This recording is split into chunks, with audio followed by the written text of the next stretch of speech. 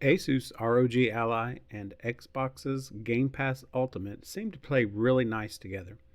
So I thought it might be fun to try to pick a game from Game Pass monthly and see how well it performs on the ROG Ally. So for June, I decided to try Still Wakes the Deep, a sort of survival horror game by publishers and developers The Chinese Room and Secret Mode. And it kind of turns out not to run as well as I would have expected or had hoped on the Ally. But these are the settings that I have come up with to get at least a fairly decent playable experience. In GPU settings, I set the VRAM to auto,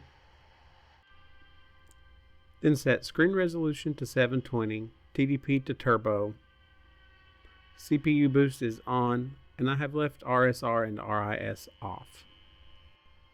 Then for my in-game settings, going under options, moving over to video, I've left it in full screen, again resolution is 720. I've turned off motion blur, film grain, and chromatic aberration. Under graphics quality, I couldn't change quality presets. I was only given the option for custom. And under advanced graphics, in the upscaling, the only options you have are Unreal Engine's TAAU and TSR.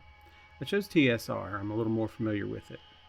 Moving down to quality, I dropped it to high, VSync is off. And then going down the board through the other settings, I pretty much moved everything to either medium or low. You have a little room to adjust with these and not have too huge of an impact on your game performance. I was able to keep the frames per second at the low 30s, occasional dips into 20s, as I'll show you later. So getting into gameplay itself. You'll notice the frames per second staying in the upper 20s, low 30s mostly. You may see a drop down to the mid 20s from time to time. It doesn't look too choppy at all though and runs fairly smoothly. Can't complain. Running natively on the Ally, however, one of the things that I noticed, and you'll see as we play through this clip, is that there's really no atmospheric effects at all, and it's not anything you would miss if this were the only way you played it or had seen the game. But if you look back to trailers for the game and see some gameplay from those trailers, then come to this, you'll realize what you're missing. And everything does seem to be a little bit washed out and white. I tried some adjustments and settings to correct that, and nothing really would help all that much. As an aside, one of my favorite parts of the game actually is the voice acting and the character development. Fucking Cadal and fucking Rennick cutting corners. Aye. Speaking of, you are in the shite, wee man. Rennick got a letter this morning from the mainland and he's been up to high-do ever since. Heard he's gunning for you. That's just brilliant. Christ, I need a smoke. Can't find my lighter anywhere. Take mine. I don't need it anymore, honestly. You're a fucking lifesaver. I'm going to get breakfast. Alright. I'll see you for darts tonight. We'll put a wee picture of Rennick up on the board for you. Sounds like a plan. See ya.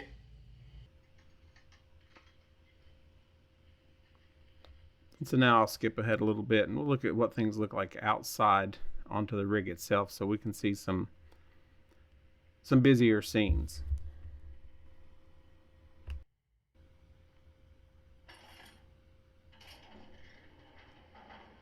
So moving outside onto the actual oil rig itself, you can see a farther draw distance, and that the CPU, GPU have to work a little bit harder.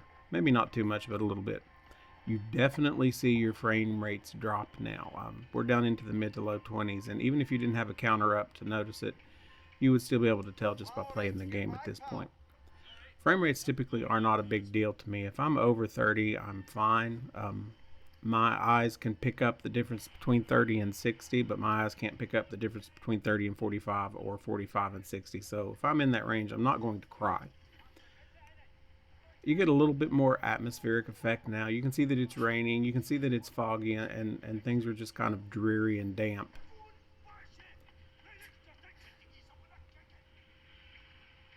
And it still looks okay. I mean, I could play it like this all the way through, and I would be fine with that if that were my only option. Some players may not feel that way, and that's totally fine.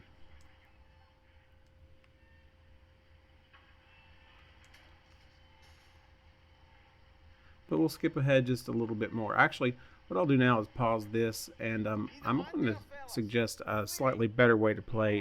If you insist, or if you really want to play it in a handheld, or on the ROG Ally rather, maybe you would want to consider remote play or Xbox Cloud instead. So I'll switch over to that, and we'll try to pick up at the beginning and replay some of what we've already seen just for comparison's sake, and then maybe try to do some side-by-sides.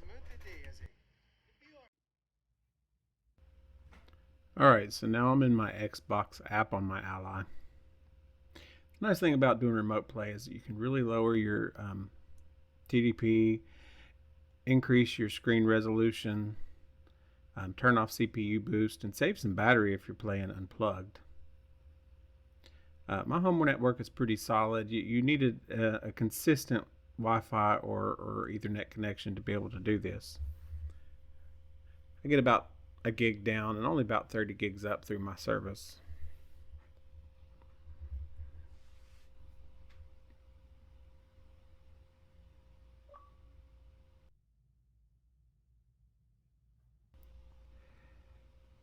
Now we're seeing my Xbox desktop, getting into the game.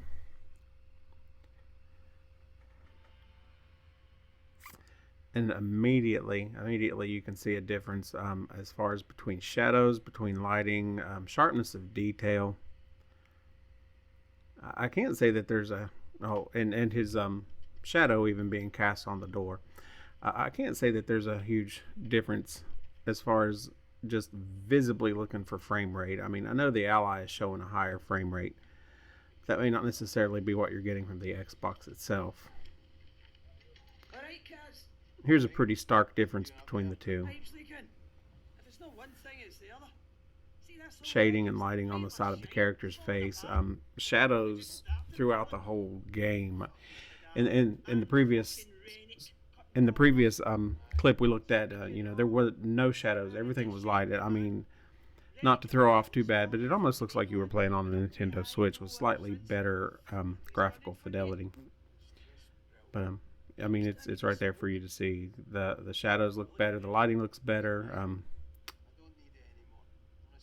It's just more atmospheric and more enjoyable to play this way. I could play the other way if it were my only choice, but since it's not my only choice, this would be the way I would play the game for the most part. And going outside onto the oil rig again, onto the deck of the oil rig, same difference. You can see God rays from the sun. It's clearly more obvious that it's a foggy, rainy atmosphere. You can see reflections on the deck.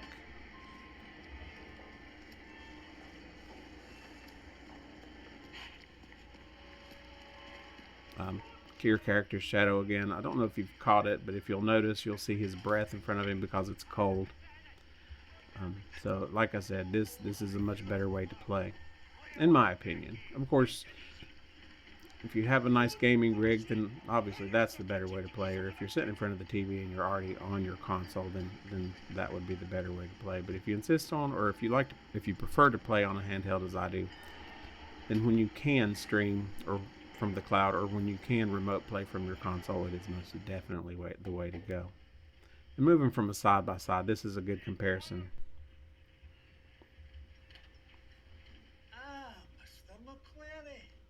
Please forgive my editing skills.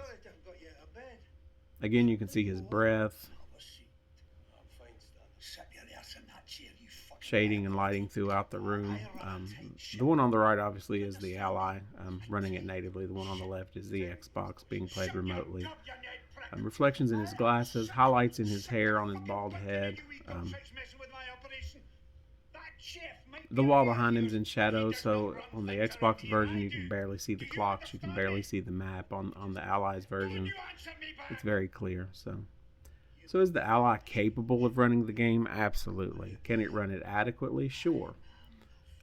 Is it the best way to play it? If it's the way you have, then absolutely. If it's not the way you have, then play it another way. So if you've enjoyed the video, please consider a like and subscribe. I would sure love to hear in the comments what you think about it, and what if you're playing the game, what you think about the game, and what console or system you're playing it on. And again, thanks for watching, gamers. Peace out.